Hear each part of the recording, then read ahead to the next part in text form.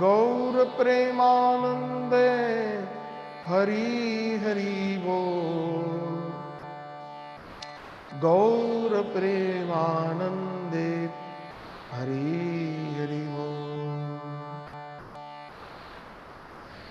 आराध्य भगवान ब्रजेश तनयस तद्धाम वृंदावनम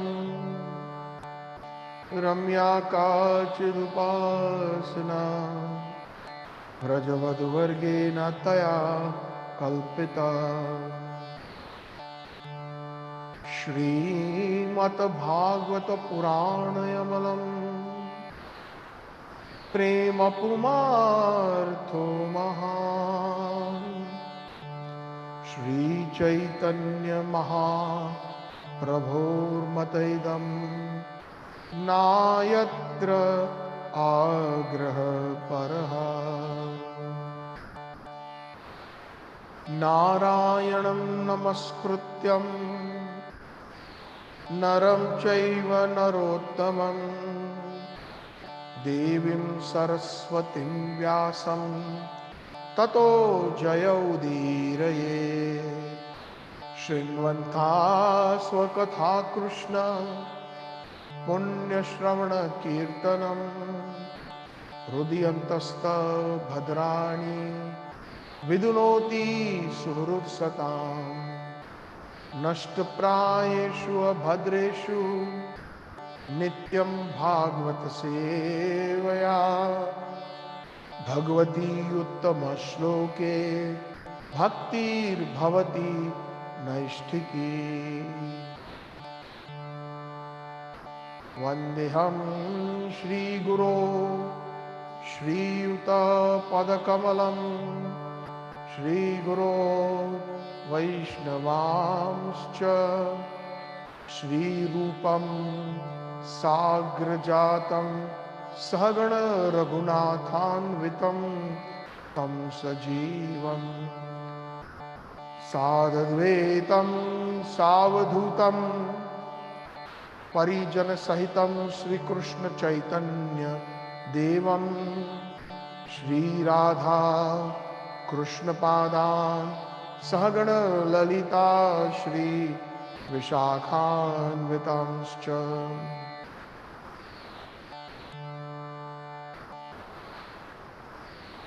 ठुमक ठुमक पग कुमक कुंज मग चपल चरण हरि आए। हो हो चपल चरण हरि आए। मेरे प्राण लुभावन आए। मेरे नयन लुभावन आए। नवनीरदनिन्दित कान्तिधरं रससागर नागर भूपवरं शुभवङ्किमचारु शिखण्ड शिखिं भज कृष्ण निधिं व्रजराजसुतं भज कृष्ण निधिं व्रजराजसुतं।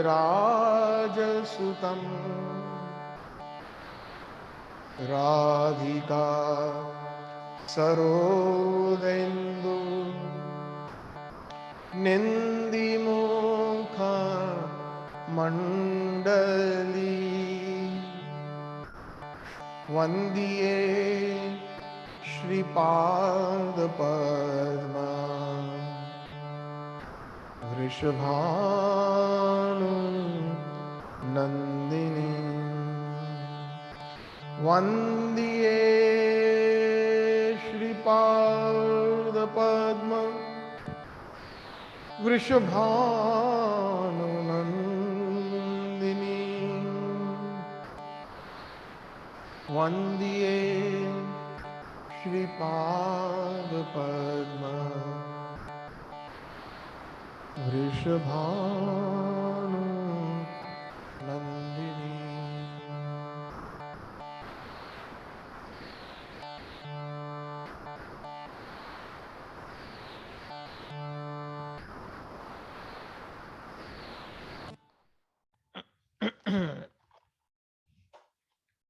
हरे कृष्णा कृष्ण कृष्ण हरे हरे, हरे राम राम राम हरे हरे।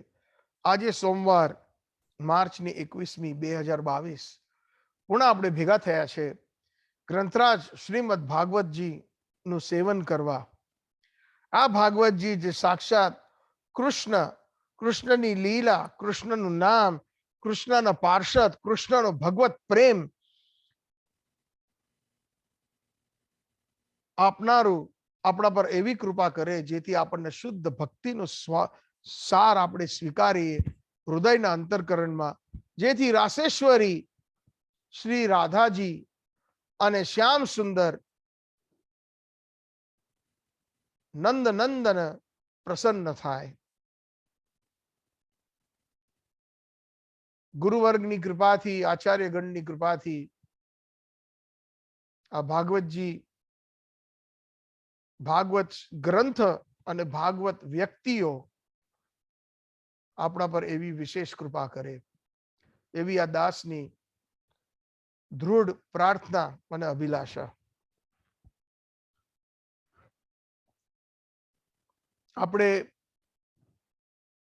અજામિલનો પ્રસંગ ભાગવતજીના છઠ્ઠા સ્કંદ 3જા અધ્યાયમાંથી એનું અધ્યયન કરી રહ્યા છે। હરિનામની જે મહાત્મ્ય છે એ અપાર છે। ખાસ કરીને આ જે છઠ્ઠા સ્કંદનો જે પહેલા 3 અધ્યાય જે છે એ હરિનામનું ખૂબ કરીને, વિશેષ કરીને એની મહિમા અને મહાત્મ્ય નું વર્ણન થાય છે, જેથી પાપી જેવા પાપી અજામિલ ને ભગવત પ્રાપ્તિ, વૈકુંઠ પ્રાપ્તિ થાય છે। માત્ર જાણ્યામાં પણ હરિનું નામ નું ઉચ્ચારણ અંત સમયે કરતી વખતે એને અજાણ્યામાં અજામિલે એના પુત્ર નારાયણને પુકાર્યો, કારણ કે ગભરાઈ ગયો તો યમદૂતો આવી ગયા હતા, એને બાંધીને ઘસડીને પાતાળ લોકમાં લઈ જવા, નારકીય નરકની યાતના કરવા ગભરાઈને એને નારાયણની ચીસ પાડી એના પુત્ર ને જમીન ઉપર રમતા જોઈને અને એ જ ક્ષણે વિષ્ણુદૂત પધાર્યા વૈકુંઠથી, યમદૂતોને રોક્યા। હવે તમારો કોઈ અધિકાર નથી આ જીવ ઉપર, જેને પણ પ્રભુનું નામ જાણ્યામાં એક વાર પણ લીધું છે એના બધા એટલા એ પાપ નથી કરી શકતો, એ પાપથી એ વિમુક્ત થઈ ગયો છે, એટલે હવે તમારો કોઈ અધિકાર નથી। અજામિલની નો ઇતિહાસ યમદૂતો વિષ્ણુદૂતોને સંભળાવે છે કે આ બ્રાહ્મણ પુત્ર હોવા છતાં પણ વેશ્યાના લતમાં લાગીને એને એટલા બધા ખોટા કામો કર્યા, એટલા બધા પાપનો એનો એટલો બધો ઘડો ભરાઈ ગયો, પોતાના બ્રાહ્મણ માતા પિતાનો પરિત્યાગ કર્યો, પોતાની પત્નીનો પરિત્યાગ કર્યો, એક વૃદ્ધ મા બાપ જેનો આધીન હતા, અજામિલે આટલા પાપો કર્યા છે, છતાં પણ તમે અમને રોકો છો। ધર્મ વિશેની ચર્ચા થઈ, કોને દંડ આપવામાં આવે છે, કોને નરકની યાતના પ્રાપ્ત થાય છે, એવા પ્રશ્ન પૂછ્યા વિષ્ણુદૂતોએ। યમદૂતો પણ વિદ્વાન હતા, યમરાજ એમના જે સ્વામી પાસેથી એમને ધર્મ વિશે સાંભળેલું તો ધર્મની ચર્ચા કરી, પણ છતાં પણ વિષ્ણુ દૂતોએ કહ્યું કે તમારો હવે અધિકાર નથી ઓ યમદૂતો, પાપથી વિમુક્ત થઈ ગયા છે. ભલે એને ગમે એટલા પાપ કર્યા હોય પણ એને હરિનું નામ જાણા જાણ્યામાં પરિહાસ્ય ગમે એમ કરીને હરિનું નામ જો મુખમાંથી લે, એમ જેમ કે કોઈ એક પ્રબળ ઔષધિ છે, પછી ભલે કેટલો મોટો ડોક્ટર હોય, એને જો તાવ કે જ્વર આવ્યો હોય તો એ ઔષધિ, પ્રબળ ઔષધિ લે તો એનો તાવ કે જ્વર એને મટાડી દે છે, એને વિમુક્ત કરી. અને કોઈ અભણ હોય એ પણ પ્રબળ ઔષધિ લે છે તો એનો પણ જ્વર કે તાવ નષ્ટ થઈ જાય છે. એ જ પ્રમાણે હરિનામ એટલું એક પ્રબળ ઔષધિ સમાન છે કે આ ભવસાગરમાંથી જીવને મુક્ત કરે છે.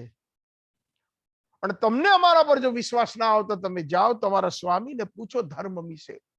યમદૂતો ખાલી હાથે પાછા નરક પહોંચી ગયા, પાતાળ લોકમાં, અને એમને પ્રશ્નો પૂછ્યા. એક અવિશ્વાસ પેદા થઈ ગયો. કેટલા સ્વામીઓ છે, કેટલા લોકો છે જે નિયંત્રણ કરે છે આ જગતનું. અમને એમ કે તમે જ અમારા બોસ છો, તમે જ અમારા સ્વામી છો, પણ અમને આવા ચાર સુંદર દેવી દેવતાઓ જેવા દેખનારા એ લોકો આવીને અમને રોક્યા અને કીધું કે હવે અમારો કોઈ અધિકાર નથી આ પાપી જીવ ઉપર. તમારાથી પણ ઉપરવટ થઈને કોઈ છે?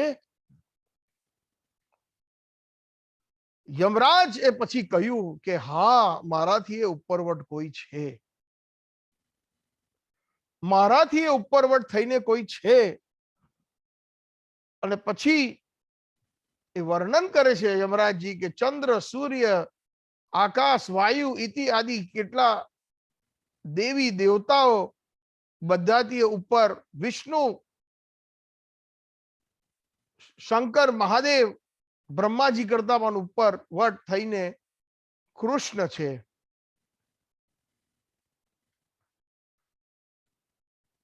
આ વાર્તાલાપની અંદર યમદૂતોએ કહ્યું કે કૃષ્ણ એ સર્વસ્વ સૌથી ઉચ્ચ કોટીના નિયંત્રતા છે. જેમ કે બળદને દોરડું નાકમાં નાખીને જે બળદ ચલાવનારો છે એ એને માર્ગદર્શન આપે છે કે એના નિયંત્રણમાં એ બળદ ચાલે છે, એ જ પ્રમાણે દેવી દેવતાઓ ઇન્દ્ર, ચંદ્ર, બ્રહ્મા, વિષ્ણુ, મહેશ ઇત્યાદિ બધા જ આ સૃષ્ટિની અંદર કૃષ્ણના નિયંત્રણમાં છે. નિરિતિ, વરુણ, ચંદ્ર, શિવ, પવન, બ્રહ્મા, સૂર્ય, વિશ્વ, વસુ, મરુતો, રુદ્ર, સિદ્ધિ, સિદ્ધ, ચારણ, મારીચી, બૃહસ્પતિ ઇત્યાદિ ભલભલા દેવી દેવતા એ કૃષ્ણના નિયંત્રણમાં છે.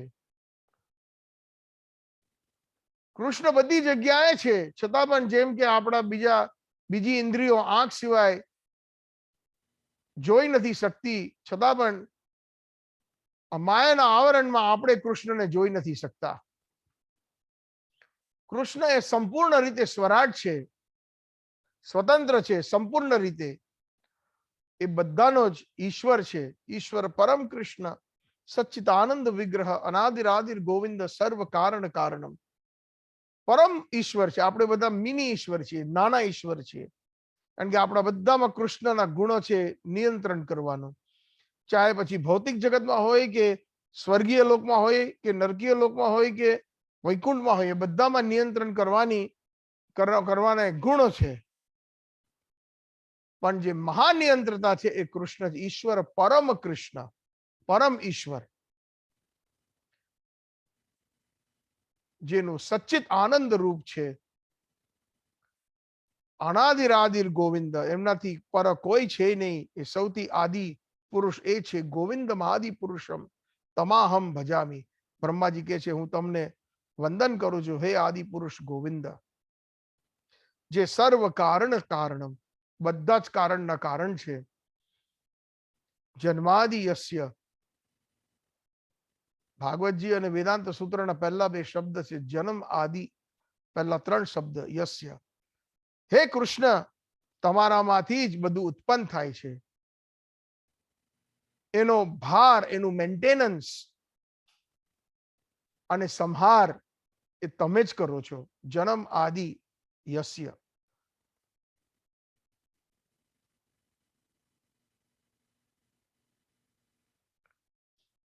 આજનો જે શ્લોક છે એની અંદર યમરાજ કે છે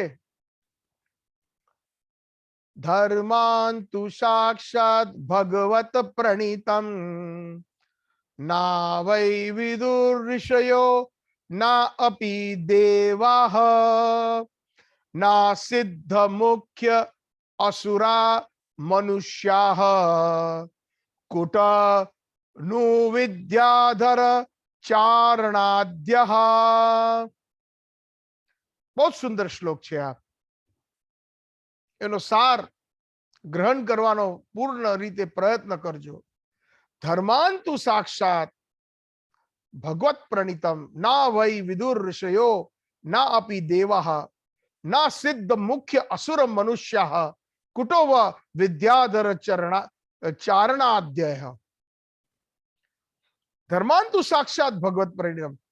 જે ધર્મના જે સિદ્ધાંતો છે, ધર્મ શું છે, જે સાચો ધર્મ શું છે, એ સાક્ષાત ભગવત પ્રણીતમ.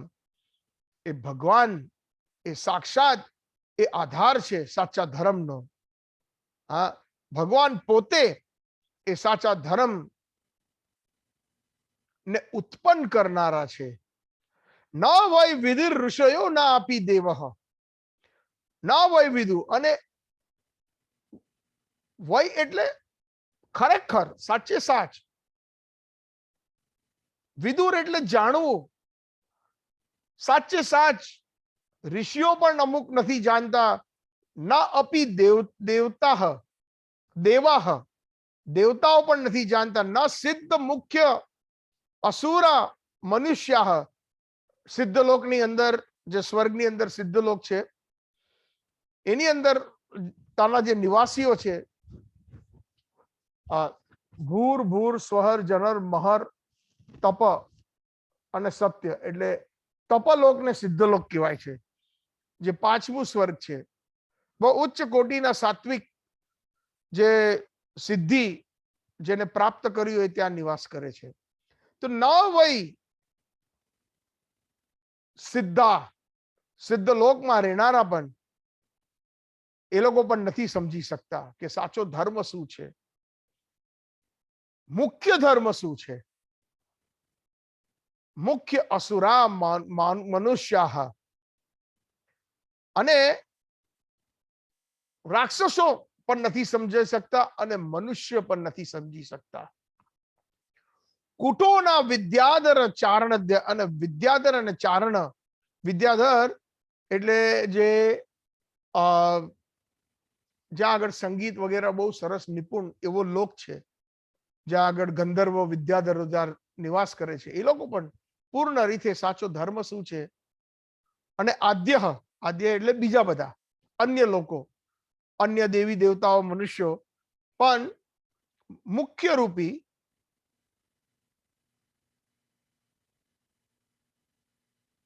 સાચો ધર્મ કે શુદ્ધ ધર્મ શું છે નથી સમજ્યા.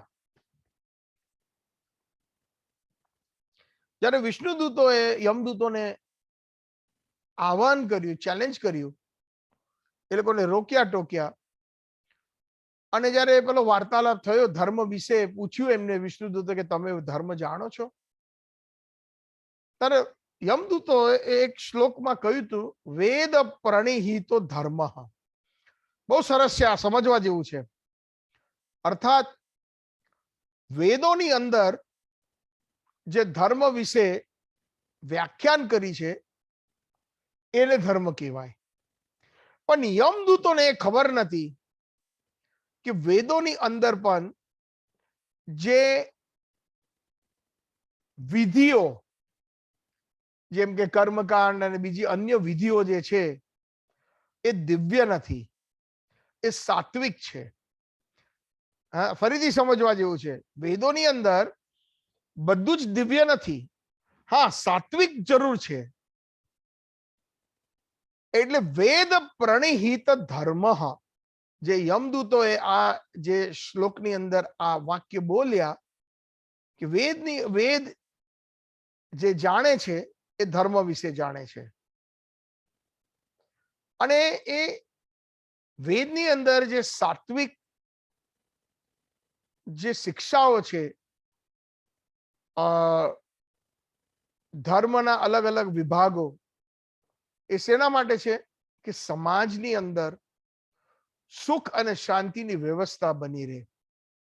ખાસ કરીને આ ભૌતિક જગતની અંદર સૌથી વધારે પ્રતિશત લોકોના જે લોકો જે છે એ બધા ભૌતિક વસ્તુઓમાં આસક્ત છે. ઇન્દ્રિય તૃપ્તિ, પૈસા, ધન, પ્રતિષ્ઠા ઇત્યાદિ.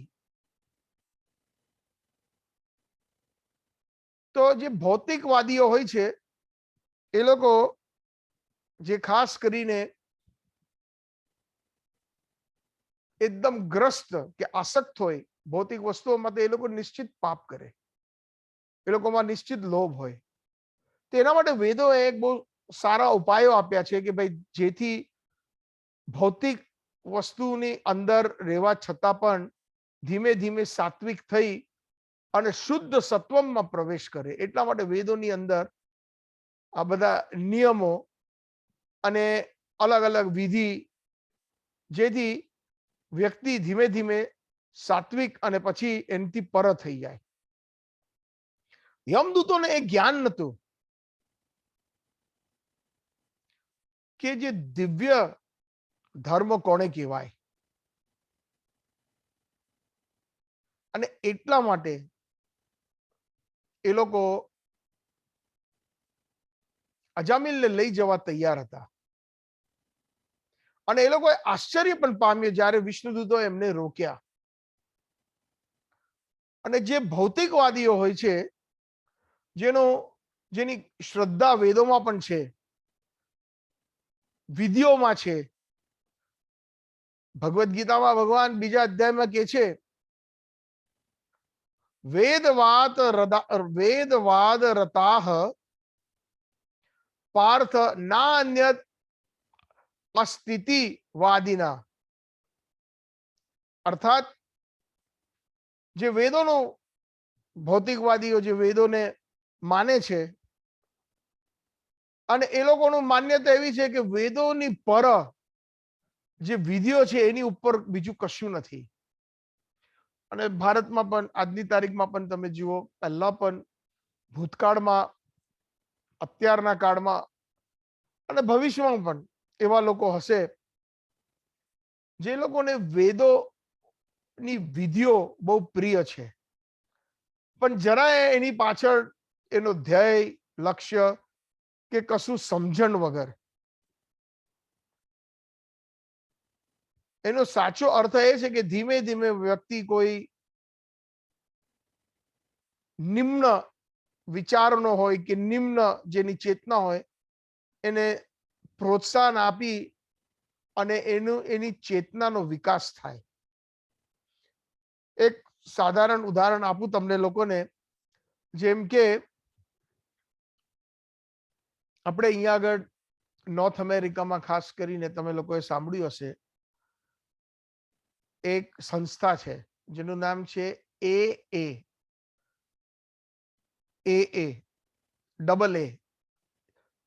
અને એ શોર્ટ ફોર્મ છે એલ્કોહોલિક્સ એનોનિમસ. અને એ લોકોનો સમાજની અંદર એક સાત્વિક સેવા છે. એ લોકોની શું સેવા આપે છે કે જે લોકો એકદમ નશાખોરી હોય, દારૂ હોય કે ડ્રગ્સ હોય, એ લોકોને એ છોડાવવાની, એ આદત છોડાવવાની. અને જે લોકો બહુ જ નશાખોરી હોય છે ને, એકદમ ઉચ્ચ પ્રકારના, તો એ આદત તરત છૂટતી નથી. એ લોકોને ઘણીવાર રિહેબમાં નાખવામાં આવે છે. એવી સ્પેશિયલ હોસ્પિટલો હોય છે જેની અંદર એ લોકોને મહિનો, 2 મહિના, 3 મહિના, 6 મહિના રાખે. જે પ્રમાણે એ લોકોની ડોક્ટરો એની તપાસ કર્યા પછી ખબર પડે કે આને એટલો બધો આ માણસ વ્યસની છે, તો એના માટે અલગ અલગ માણસના અલગ અલગ લેવલ વ્યસનના હોય એ પ્રમાણે ડોક્ટરો એને ટ્રીટમેન્ટ રેકમેન્ડ કરે એ રિહેબ સેન્ટરમાં. અને અમુક રિહેબ સેન્ટરમાં જે લોકો અલગ અલગ પ્રકારના નશાખોરી હોય, અલગ અલગ પ્રકારના જેવા નશા હોય, એ પ્રમાણે ઉપાય કે ઉપચાર એ ડોક્ટર પ્રિસ્ક્રાઇબ કરે. દાખલા તરીકે મેં એમ સાંભળ્યું છે કે જે કોઈ એક ડ્રગ છે એનું નામ હેરોઇન, આપણે એને બીજું શું કહેવાય, ચરસ ટાઈપનું આવે, એટલું તો મને જ્ઞાન નથી, પણ કોઈક વાર આપણે ડોક્યુમેન્ટરી કે એવું કંઈ જોઈએ એમાંથી ખબર પડે. તો જે લોકો એટલો બધો નશો કર્યો હોય હેરોઇનનો, તો એ લોકોને જો બંધ કરી દે તરત અને એ લોકોને અંદર હોસ્પિટલની અંદર નાખી દે, અને હોસ્પિટલ લોક એન્ડ કી જેલ જેવું હોય, ના અંદર કોઈ આવી શકે ના બહાર કોઈ જઈ શકે. એકદમ ગાંડાની હોસ્પિટલમાં કેવી રીતના એ લોકોને રાખ્યા હોય એવી રીતના સ્ટ્રિક્ટ. ઇવન ફેમિલી મેમ્બર્સોને મળવું હોય તો અમુક સમય પછી જ, જ્યારે ઇમ્પ્રુવમેન્ટ હોય પછી જ આવીને મળી શકે. કારણ કે વિઝિટર્સો પણ પછી અંદર સ્મગલિંગ કરીને એ વિનંતી કરી હોય અંદર ડ્રગ્સ લઈ જાય, તો જે આખું જે એ લોકોની મહેનત અને એ લોકોની જે ટ્રીટમેન્ટ ઉપર પાણી ફરી જાય. તો એ લોકો જ્યારે એટલો બધો નશો, જે હેરોઇનનો એક્ઝામ્પલ આપું છું અહીંયા, તો એક ડ્રગ છે લિક્વિડ, એનું નામ મેથેડોન છે. એ મેથેડોનનો ડોઝ આપે એ બધા નશાખોરીઓને. એક એક નશો જ છે મેથેડોન. અને એ જ્યારે મેથેડોન લેવાની વારી આવે, એક ઘણા વર્ષો પહેલા એક પિક્ચર જોયેલું મેં, એની અંદર હોલીવુડનું આ રિહેબ વિશે જ હતું, અને લાઈન લાગી જાય અને એ લોકો તડપે એ ડોઝ માટે, અને અમુક ગોળીઓ આપે જેથી એ લોકોને શરીરની અંદર નશો પણ થોડું માઇલ્ડ હોય. કારણ કે જો એ નશો ના આપે તો એ લોકોને ધ્રુજવારી છૂટે, પસીનો છૂટે, એ લોકોને ડાયરિયા થઈ જાય, એ લોકોને એકદમ ઠંડી વાય અને એકદમ વાયલન્ટ થઈ જાય, હિંસક થઈ જાય. એ લોકોને ઘણીવાર બાંધી દેવા પડે અને એટલી બધી પીડા થાય, એ લોકો ચીસો પાડે રાતોરાત. કારણ કે અંદર આટલું બધો નશો કરવાની ટેવ થઈ ગઈ હોય તો એ શરીર એવી માંગણી કરે. આ ઉદાહરણ આપવાનું કંઈક ખાસ કારણ છે, આની જોડે સંબંધિત છે, જેથી બહુ ઈઝી થઈ જશે સમજવું કે આ વેદોના જે વેદોની અંદર જે વિધિઓ ઇત્યાદિ જે આપી છે એ શેના માટે છે. તો ટૂંકમાં પછી એ લોકોને એ 2 કપ મેથેડોન આપે શરૂઆતમાં દર 8 કલાકે, એટલે એકદમ ઉત્સાહથી એ લોકો ભાગી ભાગીને આવે અને એ લોકો લઈ લે અને પછી એકદમ શાંત થઈ જાય. એ લોકોને પેલો ડોઝ મળી ગયો, એ ડ્રગ્સનો જ ડોઝ હોય પણ ઓછી માત્રામાં. પછી ધીમે ધીમે 2 વીક થાય એટલે 2 કપના 1.5 કરી નાખે, 4 ગોળીની 2 કરી નાખે, મહિનો થાય એટલે 1 કરી નાખે, 2 મહિના થાય એટલે અડધો કપ કરી નાખે, ગોળીઓ પણ અડધી કરી નાખે. એમ કરી કરીને શરીરને એવી ટેવ પડી જાય એ પછી નશાથી વિમુક્ત થઈ જાય. એની જે ક્રેવિંગ, ક્રેવિંગ એટલે જે શું કહેવાય એને ગુજરાતીમાં, એ જે માંગણી જે શરીર કરે એકદમ, એ ધીમે ધીમે એ નષ્ટ થઈ જાય. એ જ પ્રમાણે જો એ ડોક્ટરો એ લોકોને જ્યારે ટ્રીટમેન્ટ આપે અને જે દારૂડિયો હોય કે જે નશાખોરી હોય એનો પહેલા જ દિવસે બંધ કરી દે તો બહુ મોટી ઉપાધિ થઈ જાય. એ લોકો કંઈક ખાવા પીવા જાય તો એનાથી ઉલટીઓ થઈ જાય ને, માંદા પડી જાય ને, હિંસક થઈ જાય ને, બીજી બધી કેટલી બધી એ લોકોના શરીરની અંદર એવા બધા વિકારો આવે જેથી એ લોકોને કંટ્રોલ કરવું ભાડે પડી જાય. અને અમુક લોકો તો એકદમ આપઘાત કરી નાખે એવી અવસ્થા એ લોકો એ ટ્રીટમેન્ટ સેન્ટરોમાં એ લોકો એવી અવસ્થા પામી જાય છે. એટલા માટે એ લોકોને ધીરે ધીરે ડોઝ આપે એ જ ડ્રગનો કે એવા સિમિલર ડ્રગનો, જેથી એ લોકોની આદત ધીમે ધીમે છૂટી જાય. દાખલા તરીકે તમારા આપણે કોઈ એવો મિત્ર હોય કે કોઈ એવું વ્યક્તિ હોય જાણતા હોઈએ કે આ રોજના 2 પેકેટ સિગરેટ પીએ છે એટલે 40 સિગરેટ થઈ, તો તમે એને કહો કે બંધ કરી દો, કે ઘરની અંદર જે સ્નેહી પોતાની પત્ની હોય કે પોતાના દીકરા દીકરી હોય પપ્પાનું પેકેટ છુપાડી દે, એવું કોઈ જે સિગરેટ બહુ જ પીતો હોય ફેંકી દે, તો એનો એનો એનો એનો અસર શું થાય કે 1-2 કલાક પછી શાંત થઈ જાય, શોધીને થાકી જાય અને પછી મધ્યરાત્રે પણ નીકળી પડે પાન ગલ્લાની બીડી પર, પેકેટ ફરીથી લઈ આવે બીજું નવું.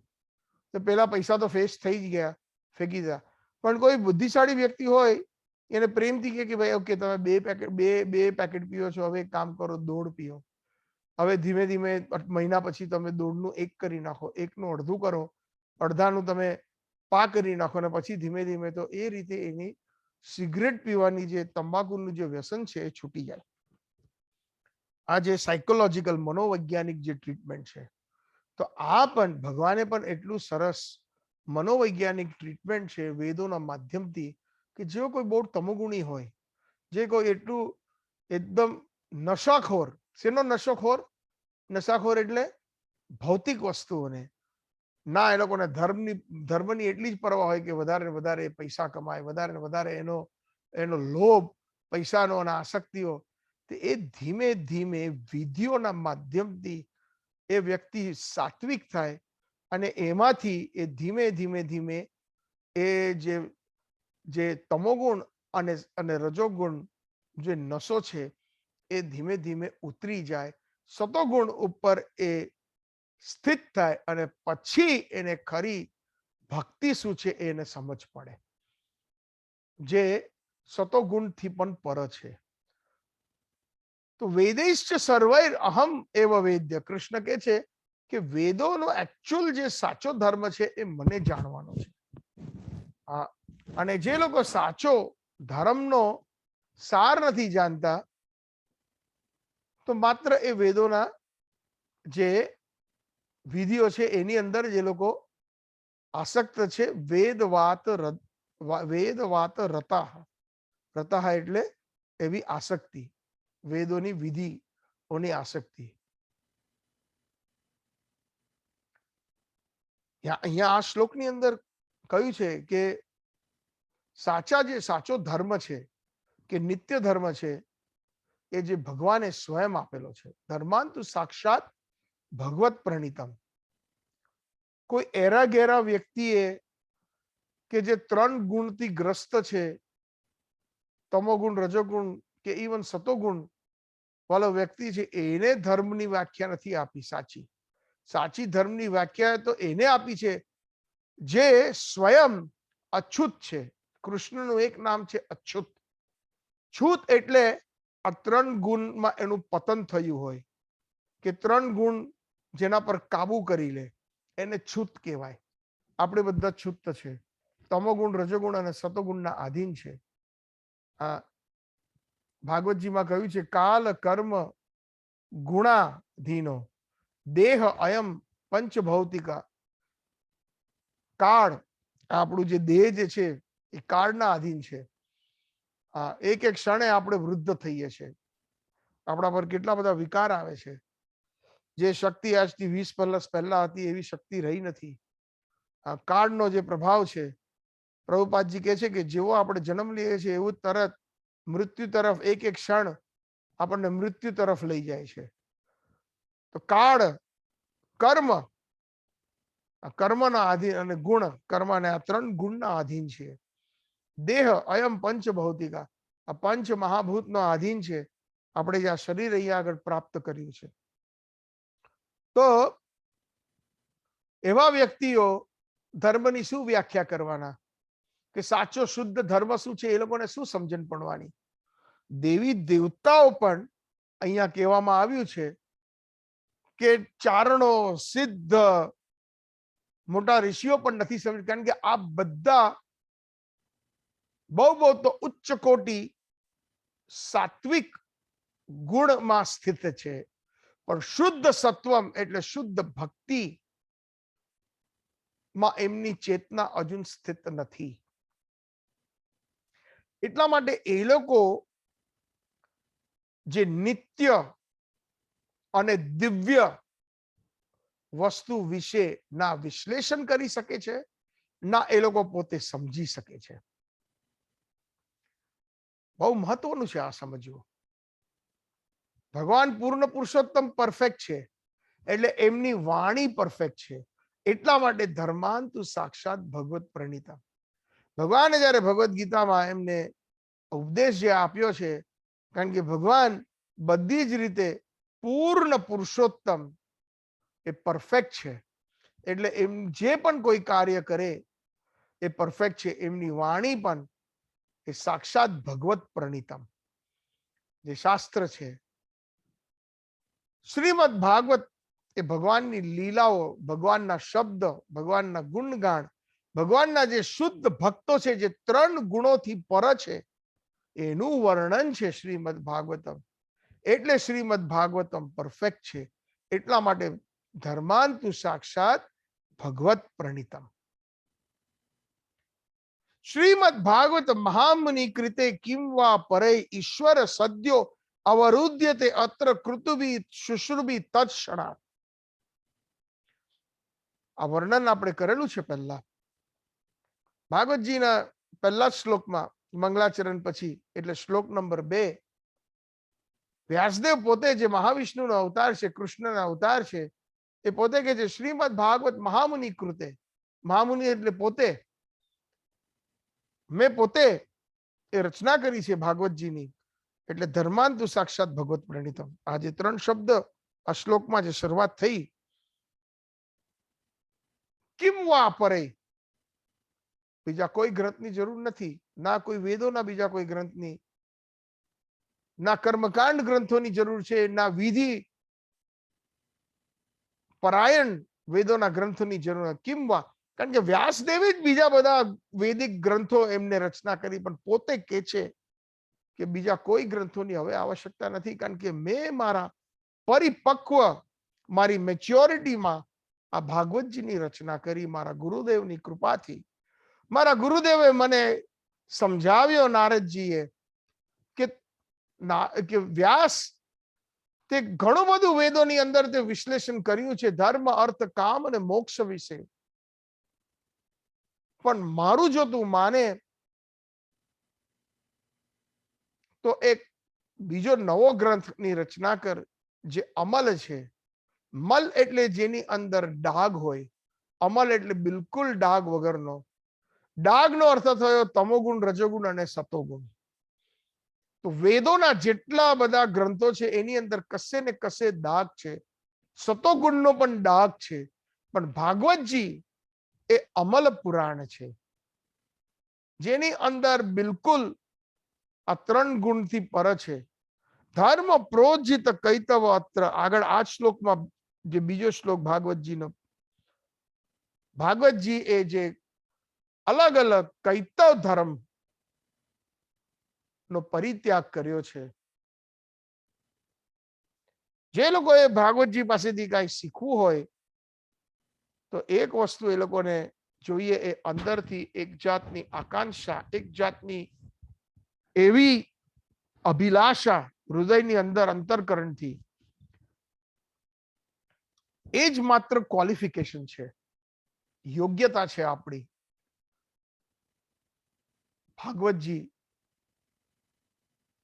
ની સેવા, ભાગવતજીને સમજવા. કારણ કે ભાગવતજી આપણને શુદ્ધ ધર્મ, અને જે કોઈ ભાગવતજીનો ઉપયોગ કરે છે ધનમ જનમ સુંદરીમ કવિતા માટે, ચૈતન્ય મહાપ્રભુ કહ્યું છે, ના ધનમ ના જન્મ ના સુંદરીમ કવિતા વા જગદીશ કામય મમ જન્મની જન્મની ઈશ્વરે ભવતાત ભક્તિર અહેતુકી ત્વયી. મહાપ્રભુ કહે છે, ના જન્મ, મને લોકો નથી જોઈતા. ઘણા લોકો, ભાગવતના વ્યક્તાઓ, ગુરુજનો સંન્યાસી ઇતિયાદુઓ એ લોકોને શિષ્ય બનાવવાની બહુ આદત પડી ગઈ છે. કેમ? શિષ્ય બનાવે તો ધન મળે. ગુરુ પૂર્ણિમાના દિવસે કે એ લોકોનો જ્યારે બર્થડે કે વ્યાસ પૂજા હોય ત્યારે લાખો કરોડોમાં એ લોકો રમે. શિષ્ય બનાવતા જાઓ. એવા તો કેટલાય ગુરુ છે જે લોકોને પોતાના શિષ્યના નામે નથી ખબર. 10 વર્ષે એકવાર દર્શન થાય. અને ઘણી વાર તો મેં મારી જાતે જોયેલું છે, આંખે જોયેલું છે, સાંભળેલું છે. એ ગુરુ એક જણને કહે છે કે તે દીક્ષા લીધેલી છે? ના લીધી તો હું તને આપું.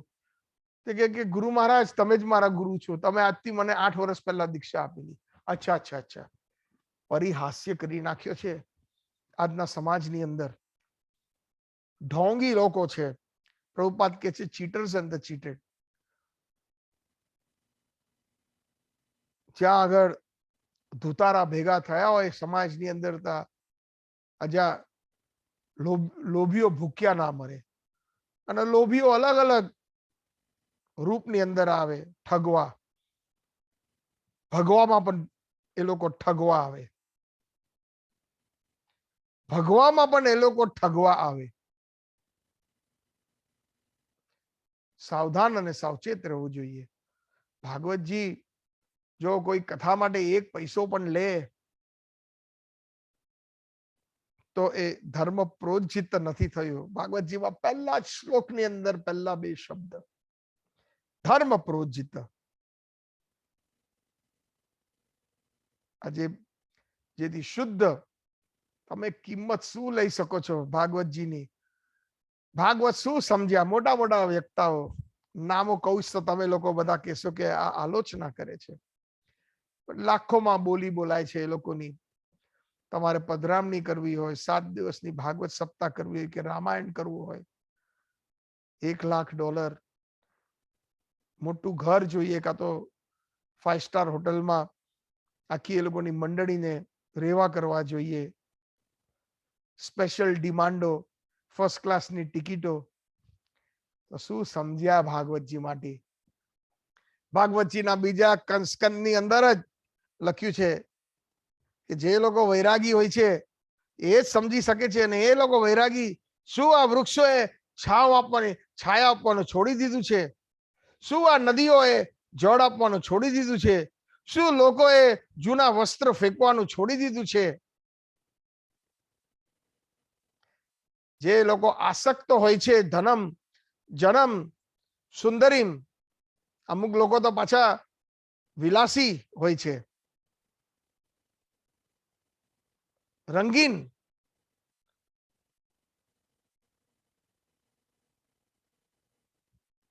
પેલી હિન્દીમાં શું કહેવત છે? દિન મેં ભૈયા રાત મેં સૈયા. એના જેવું. કેટલા એવા 100 લોકો, આ પેલા કયા હતા આસારામ બાપુ, અત્યારે જેલમાં છે ને,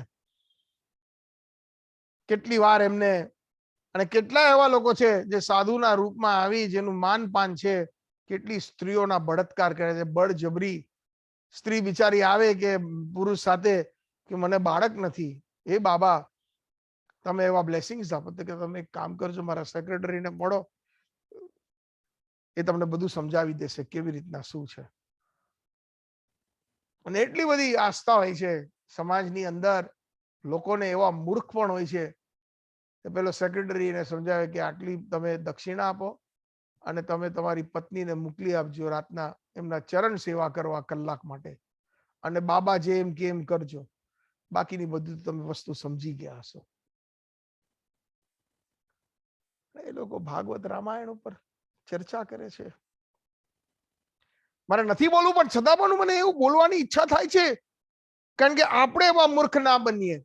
થોડા સમય પહેલા એક વોટ્સએપ આવેલો. સાઉથ આફ્રિકામાં આપણું એક Gujarati, I think Patel family હતું. થોડા વર્ષો પહેલાની વાત છે, છતાં પણ લોકોને અંધવિશ્વાસ છે. એક બહુ મોટા વ્યક્તા, તમે લોકો જાણો છો, નામ નથી લઉં કારણ કે રામનું નામ લે છે, રામ કથા કરે છે. ઠીક છે, હું એમની કથા બહુ સાંભળતો હતો પહેલા. દુઃખ થયું મને બહુ સાંભળીને. એ ગયા ત્યારે એમને કહ્યું કે મને આખું ઘર જોઈએ, આખું ઘર આપી દો. તમે લોકો જે ઘરના જે ઓનર જો છે તમે જે, એ તમે બીજે કશે શિફ્ટ થઈ જાઓ તમારા કોઈ સગાની ત્યાં, અને મારું જમવાનું મોકલી આપજો, મને કોઈ ડિસ્ટર્બન્સ ના જોઈએ. તો રાતના એક દિવસ એ લોકો આવ્યા 2 વાગે રાતના કંઈક ભૂલી ગયા હતા એ લોકો. તો એ લોકોને એમ થયું કે અમે લોકો જઈએ અને કંઈક વસ્તુ એકદમ શાંતિ ઘરનો દરવાજો ખોલી ને અમે વસ્તુ લઈ જઈશું પાછી. રાતના 2 વાગે લાઈટ જોઈ અને એક સ્ત્રી બહાર નીકળી ત્યાંથી.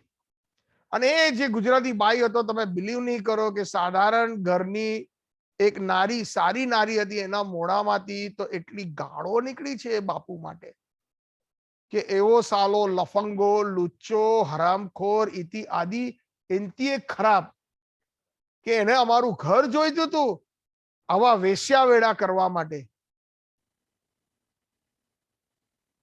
કરોડોની સંખ્યામાં રૂપિયાઓ મળ્યા. મુસલમાન, એની દીકરી મુસલમાન તબલચી સાથે ભાગી ગઈ. એવી તો તમે શું તમે કેળવણી કરી. દુનિયાભરને તમે રામકથા કરો છો, પણ પોતાના છોકરાઓને તમે ના સંભાળી શક્યા, તો તમે શું રામાયણ સમજ્યા. હજુ મને યાદ છે કે જ્યારે હું 10મીમાં હતો ત્યારે બહુ રુચિથી મેં કથા સાંભળેલી હતી. મહારાણી સુનૈના અને પાર્વતી દેવી ના સુનૈના મહારાણી તો જનક રાજાની, સોરી, જનક રાજાની જે રાણી હતી, એ પ્રસંગ આવે છે રામાયણમાં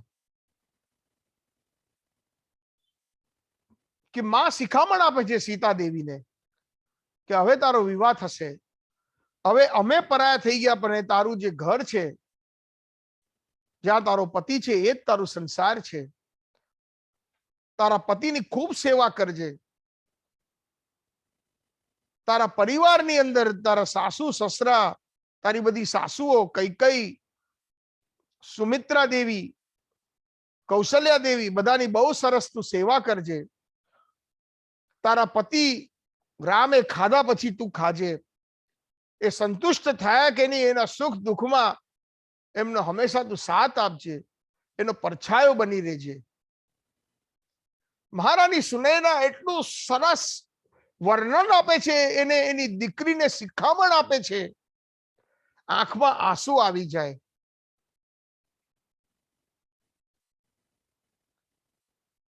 એ વર્ણન જે કરેલું એ બાપુએ હજુ મારા હૃદયની અંદર એના જે મુખ્ય સાર રહી ગયા હતા, પણ પોતાની દીકરીને એટલું કઈ આપી નતા શક્યા કે કોઈ મલેચ્છ સાથે જે માયાવાદી કરતા પણ ખરાબ જે મુસલમાન ધર્મ છે, જે લોકોને મારી નાખે છે જન્નતના નામે. હમણાં પેલું નવું પિક્ચર નીકળ્યું છે, બહુ વખાણ સાંભળ્યા, કાશ્મીર ફાઇલ્સ, જે કાશ્મીરી પંડિતો નો જે અત્યાચાર થયો છે. એમ કહેવામાં આવે છે કે એટલું સરસ આ પિક્ચર બનાવ્યું છે કે અમુક જે વોટ્સએપોના મને જે આવેલા, એની અંદર અમુક જે લીડરોએ કહ્યું કે અમને શરમ આવી કે અમારા લીડરો છવા છતાં પણ ભારતના, કે અમને ખબર નથી કે અમે આંખો દેખા કર્યા કે આવી હાલત થઈ ગઈ કાશ્મીરના પંડિતોની. એ પંડિતોને જયારે મુસલમાનોએ પકડ્યા અને એ લોકોને એટલો બધો અત્યાચાર કર્યો કે એ લોકો છોડવા માંગતા હતા, તો એમ કીધું કે કાશ્મીર ફાઇલ્સમાં અમુક લોકોએ જે એનું વર્ણન કર્યું છે કે તમે જાઓ તો જો કાશ્મીર છોડી શકો છો, પણ તમારી સ્ત્રી અને છોકરાઓને મૂકી જજો. એ જ કન્ડિશને તમને છોડવામાં આવશે, તમને અહીંયાથી કાશ્મીરથી તમને બહાર મોકલવામાં આવશે, નહીં તો તમે પણ અહીંયા જ મરશો. એ કયું ધર્મ છે એવો, કેવા એવા દરિંદો છે જે ધર્મના નામે હત્યાઓ કરે છે. અને ભગવાનનું તો ના સ્વરૂપ છે, ના ગુણ છે, ના રૂપ છે. મસ્જિદની અંદર કોઈ દિવસ તમને ભગવાનનો ફોટો કે એ લોકો પૈગંબર કે કશાનો ફોટો નહીં. અને જો તમે કોઈ ભૂલથી પણ ફોટો મૂક્યો કે એવું કઈ, તો તમે કાફિર, માયાવાદી પણ આપણે હિન્દુઓમાં છે જ ને. ભગવાન નિર્ગુણ છે, એનો કોઈ હું જ ભગવાન છું, એવા તત્વો. ઇન્કમ ટેક્સ ની રેડો પડી એ બાપુના ઘરે. રામાયણ ની અંદર કેટલું બધું સમાજમાં શીખવા મળે છે. મનુષ્ય કેવી રીતના જીવન જીવવું. પોતે ભગવાન રામ એક મનુષ્ય, સાધારણ મનુષ્યની જેમ આવ્યા. રાજાનો કર્તવ્ય, પતિનો કર્તવ્ય, ભાઈનો કર્તવ્ય, મિત્રનો કર્તવ્ય, ત્યાં સુધી કે દુશ્મન સાથે કેવી રીતના વ્યવહાર કરવાનો મર્યાદા પુરુષોત્તમ શ્રી રામે શીખવાડ્યું છે. તો વ્યાસપીઠ ઉપર બેઠા બેઠા મોટી વાતો. રામ નામ જપના પરાયા માલ અપના. શું છે ભાઈ? વર્ષો પહેલા અહીંયા ટોરોન્ટો આવેલા, પધારેલા અમારા મિત્ર હતા કે ચાલો બાપુની કથામાં. અને ખાસ કરીને કેલિફોર્નિયાથી એક મારી એક માનીતી બેન છે, એને બહુ આસ્થા. એ આવી હતી, અમારા ઘરે રોકાઈ હતી, ખાસ કરીને બાપુની કથા સાંભળવા. મોટા હોલમાં 10,000 15,000 થી લોકો ભેગા થયા હતા. કથા સંપન્ન થઈ પછી હું લાવો મળ્યો કે પાસેથી એમને. તો મેં એમને કીધું કે વર્ષો પહેલા જયારે હું બહુ નાનો હતો, 40 વર્ષ પહેલા તમારી મેં હજુ તો હું બોલું છું. અને બીજા બધા જે શ્રીમંત લોકો હતા, જે લોકો જજમાન હતો, બસ એની સામે જ વાત કરે. અને મને તો ગંધકાર્યો પણ નહીં. અને બીજા જે એમના જે બીજા બધા જે આજુબાજુના લોકો હતા, ધક્કો મારી ને બધાને દૂર કરતા હતા. ચલો ચલો હવે બાપુનો વિશ્રામ કરવાનો ટાઈમ થઈ ગયો છે. અરે સંત તો સમાજની સંપત્તિ છે. સંત સમાજની સંપત્તિ છે. ના કોઈ પૈસા વાળો કે ના રાજા કે રંક. પણ ક્યાં છે એવા લોકો? ક્યાં છે એવા લોકો? દીવો લઈને શોધશો તોય ના નીકળે. અને એટલા ગર્વથી કહી શકું છું, ભલે હું પ્રભુપાદજીને પોતે નથી મળ્યો, પણ એમના એક એક શબ્દ વાંચું છું, જેના કારણે આજે હું વ્યાસ ગાદી પર બેસું છું. અને જે એમનું જીવન ચરિત્ર હતું એ અતિ અદ્ભુત, સાચે સાચ ભાગવત. ભાગવત ગ્રંથ જે એમને એમના જીવનમાં જીવ્યું. અને માત્ર એક જ લોકહિત, લોક કલ્યાણ માટે વૃંદાવન છોડીને પાશ્ચાત્ય દેશમાં આવ્યા. કરોડો ડોલરો એમના હાથમાં આવતા હતા. લોકોના દાન, એમના પુસ્તકોનું વિતરણ ઇત્યાદિ થતું હતું, પણ જરાય આસક્ત નતા. કોઈએ કહ્યું હતું, પ્રભુપાદજી અમુક ફલાણા સ્વામી માયાવાદ સંપ્રદાયના છે, એને કોઈ પૈસા આપે તો પૈસાને ટચ પણ નથી કરતા, એને સ્પર્શ નથી કરતા. પ્રભુપાદે હસીને કહ્યું કે મને તો કરોડો ડોલર આવે ને બધા હું લઈ લઈશ. અને પછી એમને હસીને કહ્યું, એનો એક એક પૈસાનો ઉપાય કરીશ, ઉપયોગ કરીશ કૃષ્ણના મંદિરો, જેથી લોકોની ચેતનાઓનો વિકાસ થાય. પુસ્તકો વધારે ને વધારે, આપણા જે ગ્રંથો છે શુદ્ધ ભક્તિના, એનો અનુવાદ કરીશ અને પુસ્તકોનું વિતરણ થશે એ પૈસામાંથી. પ્રભુપાદે કરોડો ડોલર જે અમેરિકા, લંડન ને બીજેથી આવેલા ડોલર ને પાઉન્ડ, એમાંથી ભક્તિ વેદાંત બુક ટ્રસ્ટ ખોલી, જેની અંદર આખી પ્રિન્ટિંગ પ્રેસ એમના ગુરુ મહારાજે એમને 1922માં રાધાકુંડ ઉપર કહ્યું હતું, વ્રજમાં જ્યારે લીલી પરકંબા કરવા ગયેલા ત્યારે, કે પૈસા મળે તો તું ચોપડીઓ છાપજે. એમને એમના શિષ્યને કહ્યું હતું. આ પ્રભુપાદીએ એ આદેશ 70 વર્ષની ઉંમરે એમના હૃદયથી લીધો. અને વૃંદાવનમાં બેઠા બેઠા એમને ભાગવતજી, ભગવદ્ ગીતા ઇત્યાદિનો અનુવાદ કરવાની શરૂઆત કરી. હાથેથી લખવા માંડ્યા, સંસ્કૃતથી એક એક શબ્દનો અનુવાદ કર્યો. પછી જયારે પાશ્ચાત્ય દેશમાં આવ્યા ત્યારે એમને કોઈએ એક ટાઈપરાઇટર આપ્યું, તો પ્રભુપાદ ટાઈપિંગ કરતા. એ ટાઈપરાઇટર પણ ન્યુયોર્કની અંદર ચોરાઈ ગયું. એક નાની ઓફિસમાં પ્રભુપાદ ત્યાં જ સૂતા, ત્યાં જ રહેતા. ના બાથરૂમની વ્યવસ્થા હતી, બાથરૂમ તો જનરલ ટોયલેટ હતું. સવારે ઓફિસ બિલ્ડિંગની અંદર એમને કોઈએ જગ્યા આપેલી, તો સવારે બધે ઓફિસનો ટાઈમ ચાલુ થાય એની પહેલા પ્રભુપાદજી પોતે જે બેસિન આપણે જે કહેવાય ને જ્યાં આગળ શાવર ના હોય એની અંદર બાલડીમાં ભરી અને ત્યાં અંદર ખાડ હતું, કારણ કે સવારે 4 વાગ્યામાં ઉઠીને નાહી લે, જેથી જ્યારે ઓફિસ બિલ્ડિંગ ની અંદર લોકો આવે ત્યાં પછી કોઈ એમને કોઈ ડિસ્ટર્બ ના કરે, કે કોઈને ખબર ના પડે કે એને નાહી લીધું છે. આવો ભગવત પ્રેમ હોય એ જ સાચા ધર્માંતુ સાક્ષાત ભગવત પ્રણીતમ. ભગવાનના જે ધર્મ છે, સાચો ધર્મનો પ્રચાર કરી શકે છે. એ જ ઓફિસનો જે કાચનો દરવાજો, તમને ખબર હશે ઘણી ઓફિસોમાં પેલો કાચનો દરવાજો હોય, કોઈએ તોડી નાખ્યો ન્યુયોર્કમાં, અને એમને કોઈ ડ્રગ એડિક્ટ કે દારૂડિયો હશે, એમનું ટાઈપરાઇટર ચોરી ગયા, જેથી એ પછી પેલા પોન શોપની અંદર એ પેલા રદ્દીમાં વેચી નાખ્યું હશે $2-5 માટે.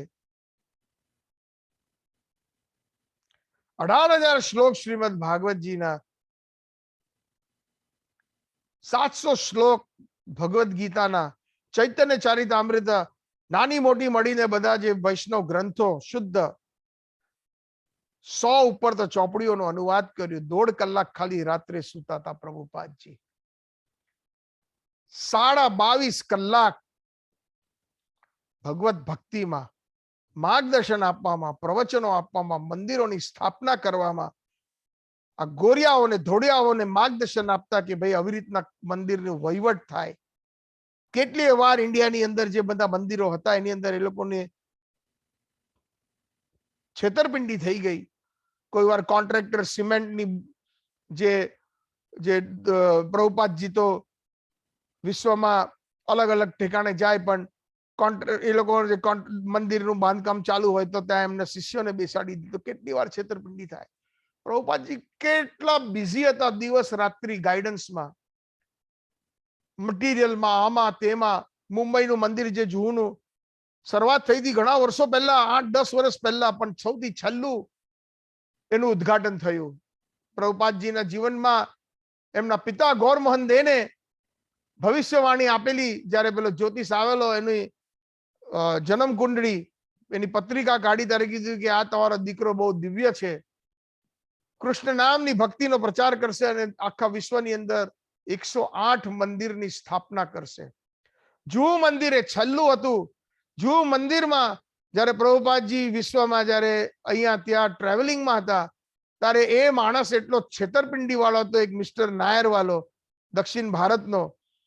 એને 5 માણસને જૂ મંદિરની જમીન વેચેલી હતી. આવી અવસ્થામાંથી પ્રભુપાદજીએ નિવારણ કર્યું. રાધા રાસ બિહારીજી ને જુહુ બીચ ઉપર તાડપત્રી નીચે સેવા ચાલતી હતી, અને રોજ જે પ્રભુપાદજી જ્યારે મુંબઈમાં હતા ત્યારે પ્રાર્થના કરતા, તમારી જો ઈચ્છા હશે રાધા રાસ બિહારીજી, તો તમારા માટે આ સુંદર મંદિર બનાવવું છે, એવું કઈ તમે કરો જેથી અમે તમારી ઈચ્છા પૂરી કરી શકીએ. પ્રભુપાદજી કોઈ દિવસ એવું નહોતા બોલતા કે મારી એવી ઈચ્છા છે. ઓસ્ટ્રેલિયામાં પ્રભુપાદજીએ જ્યારે મંદિરની સ્થાપના થઈ ગઈ ત્યારે શ્રી વિગ્રહને પ્રાર્થના કરી, જ્યાં જાય ત્યાં, કે તમારી જો ઈચ્છા હશે તો તમારી સેવા સારી રીતે થશે. આ ધોડિયાઓ, આ કાળિયાઓ, આ પાશ્ચાત્ય દેશના જે છોકરાઓ જે છે, એ લોકોને એટલું જ્ઞાન નથી, એ લોકોમાં હજુ એટલી ભક્તિ નથી, એ લોકો પરિપક્વ નથી સેવા કરવામાં, પણ છતાં પણ તમે એમ લોકોની સેવા સ્વીકારજો. ઠાકોરજીની એવી વિનંતી કરતા, જો તમારી જો એવી ઈચ્છા હશે તો તમે એના હૃદયમાં બેઠેલા છો તો તમે એ લોકોને બુદ્ધિ આપશો, અને ધીમે ધીમે એ લોકો વિકાસ કરશે. અને આજની તારીખમાં ઇસ્કોન મંદિર સૌથી પ્રખ્યાત છે. એની અંદર એવું કોઈ મંદિર નથી કે એવી કોઈ સંસ્થા નથી જેની અંદર આટલો સરસ ઠાકોરજીનો શૃંગાર થાય છે. સમય અનુસાર તમે તમારી ઘડિયાળ તમે મળાવી શકો છો. મંગળા આરતી, શૃંગાર આરતી, ગુરુ પૂજા, ઠાકોરજીની જે ભોગ આરતી, ઉત્થાપન આરતી, સંધ્યા આરતી અને શયન આરતી સમય અનુસાર અને એકદમ પરફેક્ટલી થાય છે. બાકી કેટલા મંદિર આપણે બીજી બધા હિન્દુ મંદિરમાં છે, પ્લાસ્ટિકના હારો, એના એ વાઘાઓ. હિન્દુ મંદિરોમાં તો અહીંયા અમારા ટોરોન્ટોની અંદર તો 450 મંદિરો છે, નાના મોટા ધંધો ખોલીને બેઠા છે, અને વર્ષ પછી પણ જાઓ તો એના એ જ વાઘા હોય. એટલા લેઝી મંદ બુદ્ધિના છે કે પૈસા આવે છે દાન પેટીમાં પણ એમ ના થાય કે સારા વાઘાઓ ઠાકોરજીને પહેરાવે. બધું જ એ લોકો જે મંદિરના જે ઓનરો, અહીંયા તો એવું ચાલે છે કે ધંધો, એક જણને તો જાણું છે કે તો વેપારી છે, એનો લાઇટિંગનો બહુ મોટો બિઝનેસ છે અને એને મુસલમાન માંથી એને જન્મ લીધો, બાપ એનો હિન્દુ હતો અને એને આઈડિયા આવ્યો કે આ તો બહુ સારો ધંધો છે, હિન્દુ મંદિર ખોલી નાખો. તો એક પ્લાઝાની અંદર એને મંદિર ખોલી નાખ્યું, બહુ બિઝી પ્લાઝા, કારણ કે લોકો સાડીઓ લેવા આવે, દાગીના લેવા આવે, ઇન્ડિયન રેસ્ટોરન્ટો, ઇન્ડિયન ગ્રોસરી સ્ટોરો, એવા એને ખોલી નાખ્યો. બધા જ દેવી દેવતાઓને બેસાડી દીધા, સાંઈબાબાથી લઈને રામ સીતા લક્ષ્મણ હનુમાનજીથી રાધા કૃષ્ણ, બધા જ ગણપતિ મહાદેવજી, બધા જ એક દુકાન જ ખોલી નાખી. ઇન્ડિયાથી સસ્તા પૂજારીઓને બોલાવી લીધા, એ લોકોને વિઝા અપાવી દીધા. એકના 50, એકના 60 મળે અહીંયા કેનેડિયન ડોલરમાં. એ લોકોનું શોષણ કર્યું. કીધા પ્રમાણે એ લોકોને પગાર અડધો આપે. અમુક તો પૂજારીઓ રડતા, કોઈ વાર આવીને જયારે હું પહેલા કીર્તન કરતો, અમુક જયારે મોટી જન્માષ્ટમી કેવું, તો અમુક લોકોએ જોયા હોય આપણને કશે કરતા, તો કે તમે આવશો, તો હું જતો. એ લોકોને આદત કે કોઈ આવે તો એ લોકોને પૈસા આપવાના મંદિર. મેં કીધું મારે નથી જોઈતા ભાઈ, હું કીર્તન કરીશ, કથા કરીશ, મારે કશું નથી જોઈતું. અને એ લોકો પછી ધીમે ખાનગીમાં વાત કરતા, પ્રસાદ કશે જુઓ ને ભાઈ, એવી જગ્યાએ અમને પૂજારીઓ કે અહીંયા તો અમને કીધેલા મહિનાના 800 આપશે પણ 400 પણ નથી આપતા, અને અમારા પાસપોર્ટે લઈ લીધા છે, અને અમારું જે PR કાર્ડ બનાવવા માટે એપ્લાય કરવાની વાત કરી છે, પરમનન્ટ રેસિડેન્સી, એ પણ નથી કરી. અમે લોકો વર્ક પરમિટ ઉપર છે, વર્ક વિઝા ઉપર, એટલે ગમે ત્યારે એ લોકો અમને લાત મારી શકે છે. શું ફાયદો મંદિર ખોલીને ભાઈ? આવા લોકો.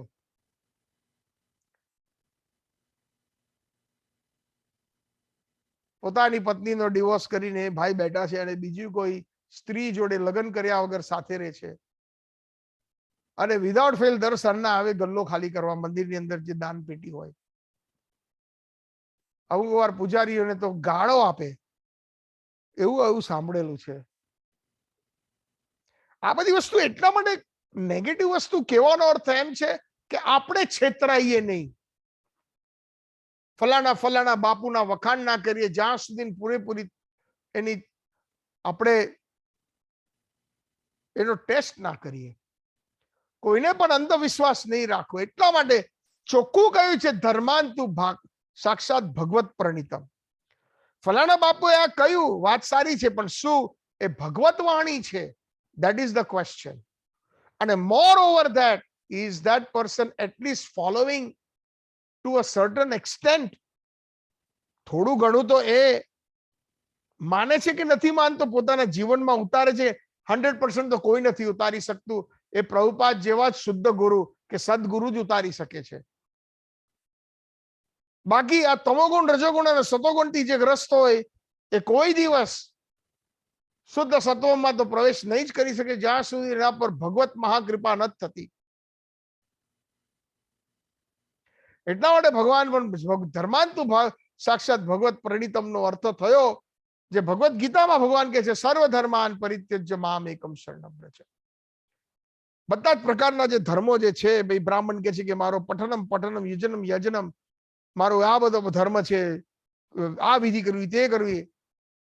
જે સાચું જ મારે ભક્તિ કરવી હોય, ક્ષત્રિય કે મારે યુદ્ધ કરવાનો, વૈશ્ય કે મારે ધંધો કરવાનો, ફલાણો કે મારે આ કરવાનો, તે કરવાનો, પણ એક શુદ્ધ ભક્તિ બધા માટે એક સરસ ઉપાય કલયુગની અંદર આપ્યું છે. હરે કૃષ્ણ કૃષ્ણ કૃષ્ણ હરે હરે, હરે રામ રામ રામ હરે હરે. માત્ર એનો આ જાપ કરો, અને જેની અંદર સારા જાપ, મન ભલે ભટકે પણ બેસીને એક જગ્યાએ કરવું જોઈએ, અને 4 ધર્મના જે નિયમો છે એનું પાલન કરવાનું, જે નિષેધ છે એનું ધ્યાન આપવું કે કોઈ પણ માંસ નહીં ખાવું, મદિરાપાન નહીં કરવું, જુગાર નહીં રમવો, અને અવૈવાહિક સંબંધ નહીં રાખવો. સ્ત્રીયમ દૂતમ પાનમ શૂનમ યત્ર અધર્મ ચતુર્વિધા. આ અધર્મ છે.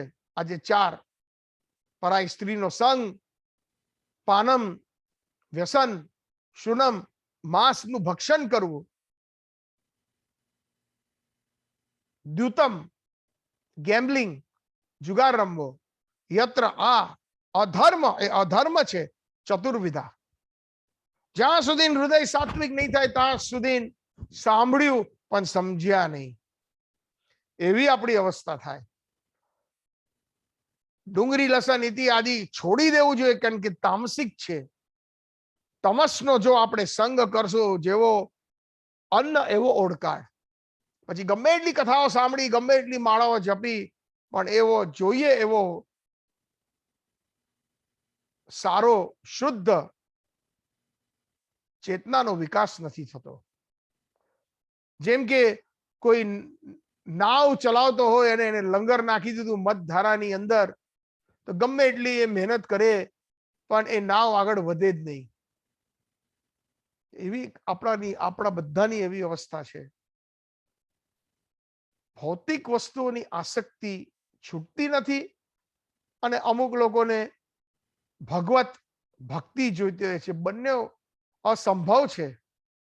જેમ પાણી અને તેલ કોઈ દિવસ મિક્સ નથી થતા. ક્યારે ને ક્યારે જેમ આપણે ભક્તિનો વિકાસ થાય એમ ભૌતિક આસક્તિ ઓછી થતી જાય. ભક્તિનો વિકાસ થાય તો ભૌતિક આસક્તિ ઓછી થતી જાય. અને એ જો ન થઈ તો સમથિંગ ઇઝ રોંગ. આપણે સ્થગિત થઈ ગયા, લંગર નાખી દીધું છે અને હલેસા માર માર કરીએ છીએ. એટલે સાચો ધર્માંતુ ભાગવત સક્ષત પરિણીતમ, આજે પહેલા 3 શબ્દ 4 શબ્દ આ શ્લોકની અંદર ભગવાન કે છે સર્વ ધર્માન પરિત્યજ્ય. બીજા અનેક પ્રકારના તમારા મનની અંદર જે મનોકલ્પનાઓ છે કે મારો આ ધર્મ છે, પેલો ધર્મ છે, મારો ધર્મ છે મારા દેશની સેવા, મારો ધર્મ છે મારા કોમની સેવા, મારો ધર્મ છે મનુષ્ય સેવા, માનવ સેવા એ માધવ સેવા. તો બહુ ઊંચા બધા હિન્દુ મંદિરોમાં લોકો આ સાંભળે. કેટલાય સાધુઓ આસ્થા ઉપર ને બીજી બધી જગ્યાએ પ્રવચનો કરે છે, પણ પ્રભુપાદજી કહે છે કે સાચી માનવ સેવા છે એ લોકોને ખબર નથી. માનવ સેવા, સાચી માનવ સેવા એને કહેવાય કે જે નિત્ય જે લાભ આપે. અને નિત્ય લાભ આપનારી એક જ વસ્તુ છે એ કૃષ્ણ ભક્તિ, જે તમને જન્મ મૃત્યુ જરા વ્યાધિ ની ચક્કડમાંથી, આ સંસારની ચક્કડીમાંથી આપણને છોડાવશે, નિત્ય વૈકુંઠની અંદર પ્રવેશ કરાવશે. જ્યાં કુંઠ નથી, જ્યાં ચિંતા નથી, ત્યાં વૈકુંઠ છે. જ્યાં કોઈ ચિંતા નથી, આપણે કુંઠ જગતમાંથી આપને મુક્ત કરી દેનારો એ સૌથી મોટું પુરસ્કાર છે. ભૂવિ ગૃણંતી જે ભૂરિદાચન તવ કથામૃતમ તપ્ત જીવનમ શ્રવણ મંગલમ શ્રીમદાતતમ ભૂવિ ગૃણંતી જે ભૂરિદાચન. 10મા સ્કંદની અંદર ગોપીઓ પ્રભુપાદ જેવા શુદ્ધ ગુરુઓની વ્યાખ્યા કરે છે. ગોપી ગીતની અંદર 9મો શ્લોક, 10મો સ્કંદ 31મો અધ્યાય. તવ કથા અમૃત. ગોપીઓ કહે છે કે તમારી કથા એ અમૃત છે. અમે લોકો ક્યારના મરી ગયા હોત. મૃત માંથી અમૃત એનું વિપરીત, કારણ કે માત્ર હરિકથા સાંભળીને આપણે મૃત સંસારમાંથી વારંવાર જન્મ લેવાથી આપણને રોકે છે. અને જે વ્રજવાસીઓ છે ક્યારના કૃષ્ણના વિરહમાં જયારે મથુરા નીકળી ગયા, વિરહમાં મરી ગયા હોત. રાસલીલામાં જયારે કૃષ્ણે ગોપીઓને છોડીને વિકોટા થઈ ગયા ત્યારે ગોપીઓ એકબીજાને કૃષ્ણની કથા સંભળાવી, નહીં તો ક્યારના એ મરી ગયા હોત વિરહમાં. તવ કથા અમૃત તપ્ત જીવનમ. આ જીવન જે છે તમારા વગર કૃષ્ણ આ ભૌતિક જે જીવન જીવે છે લોકો, એ તપતું છે. જેમ કે કોઈ ગરમ તેલની અંદર કોઈ પદાર્થ નાખે તો કેવી ગરમાટ થાય, દાજી જવાય. તપ્ત જીવનમ. અને ગોપીઓ કહે છે કે અમે તો બહુ અભણ છીએ. અમે નથી કહેતા, કવિ બી રીધી તો મોટા મોટા વૈષ્ણવ કવિઓએ, મોટા મોટા ભક્તોએ કહ્યું છે. કવિ બી રીદિતમ કલ્મ શાપહમ. જ્યારે તમારી કથા સાંભળીએ, એને ગ્રહણ કરીએ તો જેટલા પણ કલ્મશો, જેટલા પણ દુઃખ છે એનું અપહનમ થાય છે, એનું શોષણ થઈ જાય છે, દુઃખનું વિનાશ થઈ જાય છે. તપ્ત જીવનમ કવિ વિરીદિતમ કલ્મશાપહમ શ્રવણ મંગલમ. માત્ર તમારી કથા સાંભળવાથી સૌથી મોટામાં મોટું મંગળ થાય છે. વેદોના વિધિઓથી ક્ષણભંગુર મંગળ થાય છે, જેથી અમુક લોકોને ધન મળે છે. ધર્મ કરવાથી, વેદોનો ધર્મથી, વિધિઓથી, ધર્મથી અર્થ મળે છે. અર્થથી બધી ભૌતિક કામનાઓ, ધર્મ અર્થ કામ મોક્ષ, આ ચાર વસ્તુ વેદ વ્યાસે બહુ સરસ રીતે એમને બહુ સરસ રીતે વિસ્તાર કર્યો વેદોની અંદર. તારે નારદ મુનિએ કહ્યું કે ભાઈ એક શુદ્ધ ગ્રંથની રચના કર, that will stand apart, જે એકદમ અલગ જ બધી રીતે, તો જ તમને અંદરથી સંતુષ્ટિ. રાસદેવ વ્યાસ ગુફામાં બદ્રિક આશ્રમમાં એક દિવસ બહુ જ નાસીપાસ થઈને બેઠેલા. નાસીપાસ તો થયા, પણ એમને એમનું કારણ નતું ખબર કે કેમ નાસીપાસ છે. ઘણીવાર આપણે દુખી હોય પણ આપણને ખબર હોય કે ભાઈ કોઈ આપણા ઘરની અંદર મરી ગયું છે, કોઈ માંદું છે, કે બહુ આપણે ધંધાની અંદર કઈ નુકસાન થયું, કે ભાઈ આપણને કોઈ આપણું ફેમિલી મેમ્બર બિચારું બહુ દુખી હોય, તો આપણને ખબર હોય એનું કારણ, એ કારણે આપણે દુખી હોઈએ.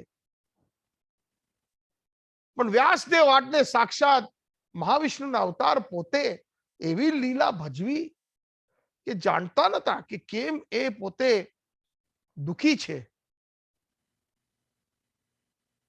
તારે નારદજી આવ્યા અને કહ્યું કે સારું છે, પણ વેદોની અંદર તમોગુણથી તમે સતોગુણ સુધી લોકોને લઈ આવો છો ને, થોડું ઘણું ભક્તિ તો છે પણ મિશ્ર છે. એ બધું 100% શુદ્ધ ભક્તિનો તમે કોઈ એવો ગ્રંથની રચના કરો જેથી ધર્મ, અર્થ, કામ અને મોક્ષની પણ પર થાય. શ્રીમદ ભાગવતની રચના કરો અને શ્રીમદ ભાગવત એમના હૃદયથી નારદજીએ સ્ફુરિત કર્યું વ્યાસદેવના હૃદયમાં. ત્યારબાદ વ્યાસદેવે આ ભાગવતજી લગભગ છેલ્લા 5 વર્ષ પહેલા ફરીથી પુનઃ પ્રકટ થયો અને એમના સુપુત્ર સુખદેવ ગોસ્વામી એ વ્યક્તા, જેના કારણે 60,000 ઋષિગણ બેઠેલા, કેટલા એમાં તો સાત્વિક પુરુષો, કેટલાય ઋષિગણ હતા. કારણ કે એ લોકોને તૃષ્ણા હતી શુદ્ધ ભક્તિ વિશે સાંભળવાની, જે વ્યાસદેવે પોતે ઘોષણા કરેલી કે બીજા કોઈ વૈદિક ગ્રંથની આવશ્યકતા નથી. આ શ્રીમદ ભાગવત મહામુનિ કૃતે કિમ વા પરે, બીજા કોઈ ગ્રંથની જરૂર નથી. શ્રીમદ ભાગવત પુરાણ અમલમ પ્રેમ પુમર્થો મહાન. આ શ્રીમદ ભાગવત પુરાણ, કેટલા બધા પુરાણ છે પણ અમલ પુરાણ છે. એક જરાય નાનો ડાઘ ના મળે એવો પુરાણ. પ્રેમ પુમર્થો મહાન, જે ભગવત પ્રેમ આપી શકે છે. પુમર્થ, મનુષ્યને સૌથી સર્વ ઉચ્ચ કોટીનો જે ભગવત પ્રેમની પ્રાપ્તિ એ ભાગવતજી આપી શકે છે. અને શ્રી ચૈતન્ય મહાપ્રભુ મતૈદમ ના યત્ર આગ્રહ પરા, આ ચૈતન્ય મહાપ્રભુનો અભિપ્રાય છે. એના સિવાય મને બીજો કોઈ આગ્રહ નથી. હવે આગળ સમજી લીધું કે ભગવત પ્રેમની પ્રાપ્તિ માટે ભાગવતજીનો આશ્રય લેવો, ભાગવતજીની સેવા લેવી, સેવા કરવી. 2 પ્રકારના ભાગવત, જેમ મેં કહ્યું પહેલા, ભાગવત ગ્રંથ અને ભાગવત વ્યક્તિ. એટલા માટે સાચા મૂળ રૂપમાં જે ધર્મ છે એ બધાએ એનું પાલન કરવું જોઈએ. બીજા અન્ય વૈદિક સાહિત્યો ઇત્યાદિ નું માન રાખો તો પણ આપણને દિવ્ય ધર્મના સિદ્ધાંત પ્રાપ્ત નહીં થાય. દેવી દેવતાઓ અને મોટા સાધુઓને પ્રાપ્ત નથી તો પ્રભુપાદ કે છે કે બીજા આપણા સામાન્ય મનુષ્યોની તો શું હાલત થાય. એટલા માટે આ દિવ્ય જે ધર્મના સિદ્ધાંતો છે એ આપણે સાક્ષાત ભગવાન કાં તો ભગવાનના શુદ્ધ પ્રતિનિધિ પાસેથી સાંભળવા જોઈએ. બહુ જ સરસ શ્લોક હતો. એટલે આ એક જ શ્લોક ઉપર વર્ણન આ દાસે પૂર્ણ રીતે પ્રયત્ન કર્યો છે એનો વિસ્તાર કરવાનો, જેથી આપણને સૌને લાવો મળે, વ્યક્તા તારીખે મને અને શ્રોતાઓ તારીખે તમને સૌને. તો અહીંયા હું મારી વાણીનો વિરામ આપું છું. હરે કૃષ્ણ કૃષ્ણ કૃષ્ણ હરે હરે, હરે રામ રામ રામ હરે હરે. આજે આપણે ગ્રંથરાજ શ્રીમદ ભાગવતનો ત્રીજા અધ્યાય, છઠ્ઠા સ્કંદ ત્રીજા અધ્યાયનો 19મો શ્લોક સંપન્ન કર્યો. હરે કૃષ્ણ કૃષ્ણ કૃષ્ણ હરે હરે, હરે રામ રામ રામ હરે હરે.